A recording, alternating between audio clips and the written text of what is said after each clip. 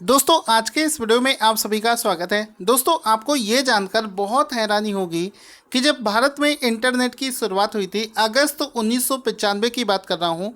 तो अगस्त 1995 में जब भारत में इंटरनेट की शुरुआत हुई थी तो you will be shocked to know कि उस समय भारत में जो इंटरनेट का स्पीड दिया गया था लोगों को, वो डायल अप कनेक्शन के माध्यम से 9.6 kbps, ओनली 9.6 kbps का स्पीड, और उसके लिए चार्ज करना पड़ता था 5,000 रुपये। तो इतना महंगा इंटरनेट अगस्त 1995 में लॉन्च किया गया था।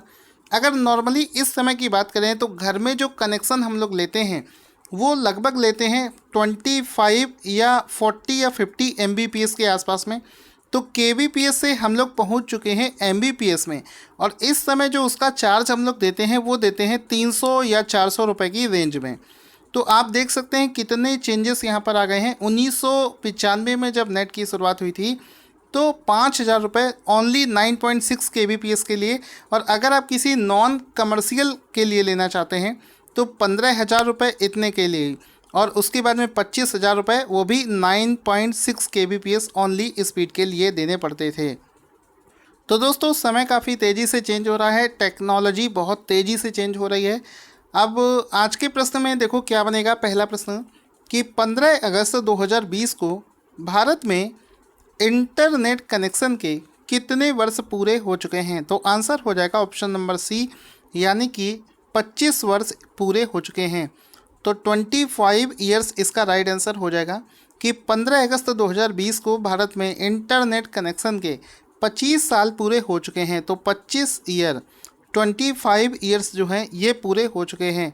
तो ऑप्शन नंबर सी यहाँ पर राइट आंसर हो जाएगा। भारत में जो इंटरनेट की शुरुआत है ये एक कंपनी है VSNL, जिसको विदेश संचार निगम लिमिटेड के नाम से जानते हैं। उसने ही भारत में पब्लिक इंटरनेट अगस्त 15 1995 को लॉन्च किया था, जिसका फ़ोटो भी आप यहाँ पर देख सकते हैं। और इस समय यानी कि 2020 में यहाँ पर देखो लिखा है कि भारत में इंटरनेट के 25 वर्ष पूरे हो गए हैं, 25 years of the internet in India. ठीक है, तो ये सब कुछ यहाँ पर लिखा है। आई होप आपको समझ में आ गया होगा। दोस्तों अगर इसी 15 अगस्त की बात करी जाए तो इस बार जो 74वां स्वतंत्रता दिवस मनाया गया है उसकी स्पीच के दौरान प्रधानमंत्री मोदी जी ने दो चीज़ें बोली हैं, जिसको लेकर बनी हैं आज के अगले दो प्रश्न। देखिए, आप सभी लोगों ने प्रोजेक्ट टाइगर के बारे में सुना होगा। तो हमारा जो ये प्रोजेक्ट टाइगर था ये बहुत सक्सेसफुल रहा था। इसके माध्यम से हमने देश के अंदर टाइगर की संख्या को बढ़ा लिया है। इसी प्रकार से एक गैंगेस डॉल्फिन होती है, डॉल्फिन फिश होती है वो, और लॉयन, उनकी भी संख्या दिन ब दिन कम होती जा रही है। तो उनको बचाने के लिए भी प्रोग्राम चलाया जाएगा। तो प्रश्न क्या बनेगा कि नदियों और महासागरों में डॉल्फिन के संरक्षण के लिए प्रोजेक्ट डॉल्फिन की शुरुआत की घोषणा किसने की है।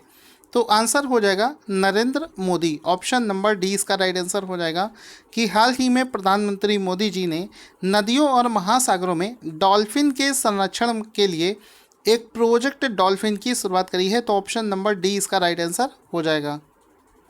इसमें आप देख सकते हैं डॉल्फिन को, तो ये प्रोजेक्ट डॉल्फिन जो है इसकी शुरुआत हाल ही में प्रधानमंत्री मोदी जी के द्वारा इसकी घोषणा करी गई है। इसमें क्या होगा, इसमें विशेष रूप से इस समय जितनी भी मॉडर्न टेक्नोलॉजीज़ अवेलेबल हैं उनके माध्यम से बची हुई डॉल्फिन की जनगणना होगी। उसके बाद में उसको ट्रैक किया जाएगा, साथ ही साथ में उनको बचाने और संरक्षण के लिए काम किया जाएगा।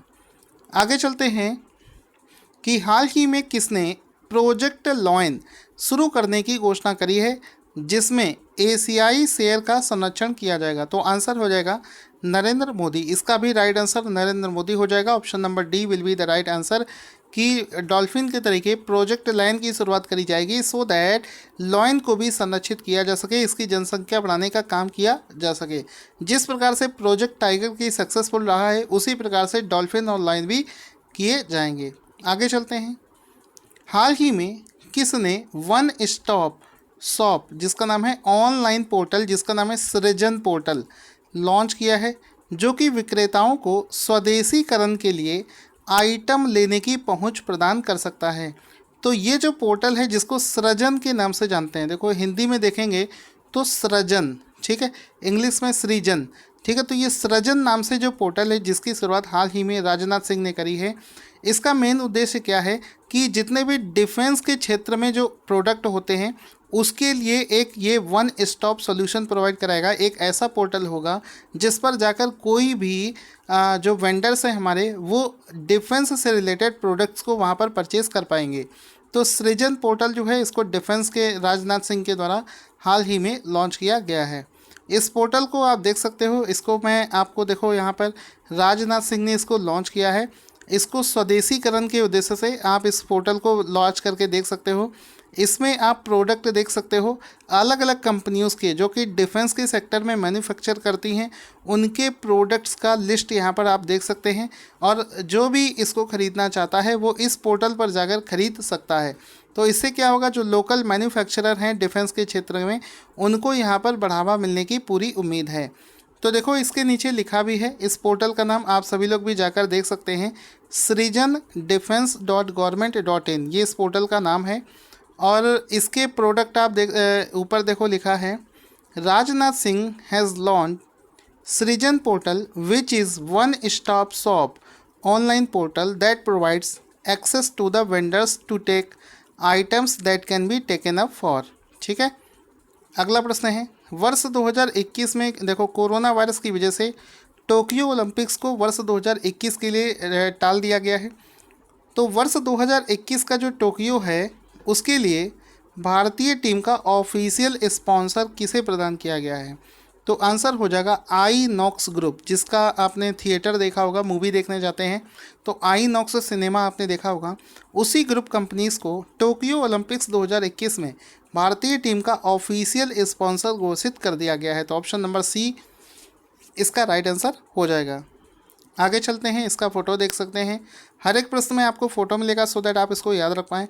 इंडिया टीम का जो कि ओलंपिक्स टोक्यो ओलंपिक्स 2021 में पार्टिसिपेट करेगी, आईनॉक्स ग्रुप जो है इसका ऑफिशियल स्पॉन्सर बनाया गया है। अब एक चीज़ और जान लेते हैं कि टोक्यो ओलंपिक्स 2021 में कब से कब तक होगा। तो अभी तक ये 23 जुलाई से अगस्त 8 तक के लिए शेड्यूल किया गया है, और अगर कोरोना का केस बढ़ता रहा तो फिर इसके बाद भी टाल दिया जाएगा। आगे चलते हैं, अगस्त 2020 में गो एयर कंपनी के सीईओ कौन बनाए गए हैं? तो आंसर हो जाएगा, हाल ही में कौशिक खोना को गो एयर कंपनी का नया सीईओ बनाया गया है। तो ऑप्शन नंबर ए इसका राइट आंसर हो जाएगा। अब आप इसमें देख सकते हैं Go Air new CEO 2020 Kaushik खोना को हाल ही में गो एयर का नया सीईओ बनाया गया है। आप इनका फ़ोटो भी यहाँ पर देख सकते हैं। अगला प्रश्न है, एक पुरस्कार है जिसका नाम है ग्रामोदय बंधु मित्र पुरस्कार। ग्रामोदय बंधु मित्र पुरस्कार 2020 में किसे प्रदान किया गया है? तो हाल ही में इन्फोसिस फाउंडेशन की अध्यक्ष सुधा मूर्ति को इस पुरस्कार से सम्मानित किया गया है। ये फाउंडेशन के अच्छे तरीके से काम करने की वजह से ही इनको ये पुरस्कार दिया गया है। इसमें आप देख सकते हैं ग्रामोदय बंधु मित्र पुरस्कार ये सुधा मूर्ति को दिया गया है। साथ ही साथ में सुधा मूर्ति के अलावा भी कई लोगों को दिया गया है, लेकिन जो फेमस नाम है वो है सुधा मूर्ति। तो सुधा मूर्ति इसका राइट आंसर हो जाएगा। बाकी और सभी नाम जिनको ये पुरस्कार दिया गया है उनके नाम भी इस लिस्ट में दे रखे हैं। ये PDF डाउनलोड करके आप इसको भी याद कर लेना। अगला प्रश्न है, अगस्त 2020 में India bulls housing finance IBH के गैर कार्यकारी अध्यक्ष यानी कि नॉन एग्जीक्यूटिव चेयरमैन के रूप में किसे नियुक्त किया गया है? तो आंसर हो जाएगा सुभाष सेरोतन मुंद्रा। ऑप्शन नंबर ए इसका राइट आंसर हो जाएगा। हाल ही में सुभाष सेरोतन मुंद्रा को हाल ही में इंडिया बुल्स हाउसिंग फाइनेंस का नॉन एग्जीक्यूटिव चेयरमैन बनाया गया है। तो ऑप्शन नंबर ए इसका राइट आंसर हो जाएगा। आप इसमें फ़ोटो में भी देख सकते हैं, ये हैं सुभाष सेरोरतन मुंद्रा जो कि अपॉइंट किए गए हैं non executive chairman of India bulls housing finance. तो इंडिया बुल्स हाउसिंग फाइनेंस का लोगो देख सकते हैं जिनको हाल ही में इसके लिए अपॉइंट किया गया है। ये जो इंडिया बुल्स हाउसिंग फाइनेंस है इसका हेडक्वार्टर गुड़गांव में स्थित है।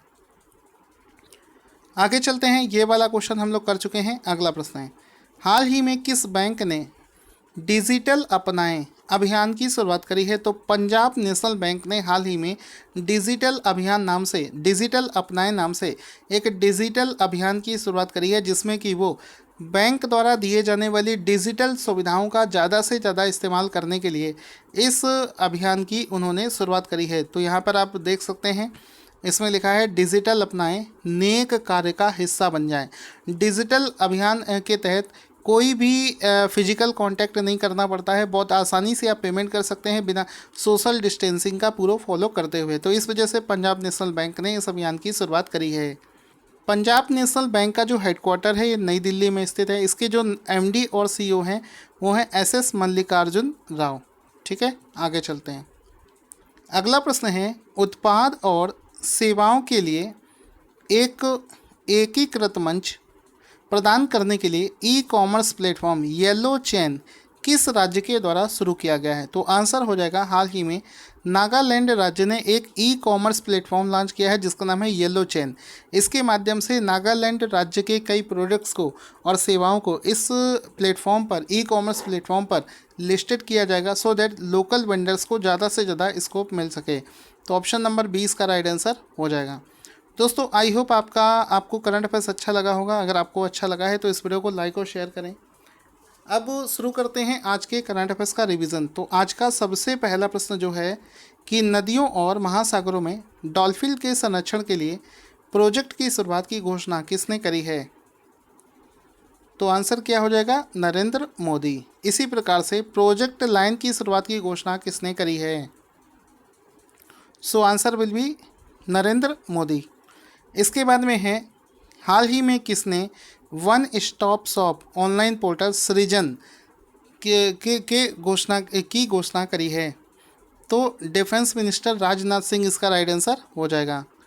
टोक्यो ओलंपिक 2021 के लिए भारतीय टीम का ऑफिशियल स्पॉन्सर कौन होगा? तो आइनॉक्स ग्रुप इसका ऑफिशियल स्पॉन्सर बनाया गया है। अगस्त 2020 में गो एयर कंपनी का सीईओ कौन बनाया गया है? तो कौन बनाया गया है? कौशिक खोना। आगे प्रश्न है, अगस्त 2020 में ग्रामोदय बंधु मित्र पुरस्कार किसे दिया गया है? सुधा मूर्ति इसका राइट आंसर हो जाएगा। दोस्तों, आप लोगों से रिक्वेस्ट है कि वीडियो को लाइक और शेयर करने से ही हमको पता चलेगा। Thank you for watching this video.